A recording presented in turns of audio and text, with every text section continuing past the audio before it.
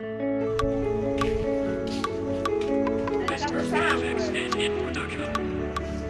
wewe.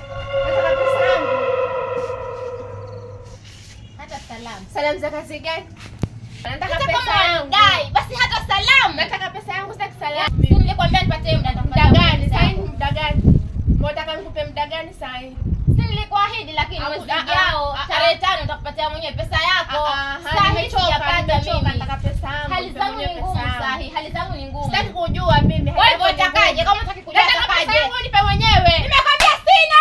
Ngoja nikachukua kitu ambacho naweza kulipelea pesa yangu sasa. Kitu gani? Kitu yoyote naweza lipelea pesa. Huwezi kuchukua hapa ndani, hakutoki kitu. Mimi ndo nasema ndo naenda. Mimi ndo nasema naenda.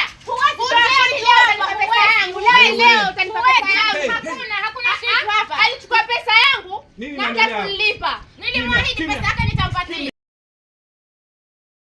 Alichukua pesa yangu na hata kunilipa. Ulichukua pesa gani yangu?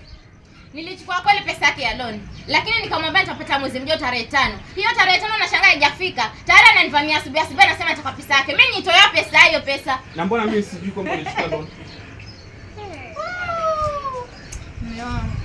Ni kweli, lakini sasa ilikuwa ilibidi kwa sababu kulikuwa na issue fulani ilitokea nyumbani. Sasa ilikuwa ya ghafla, sasa ndio ikabidi nichukue ile pesa. Samahani sana. Sawa. Samahani. Naomba unipatie siku mbili.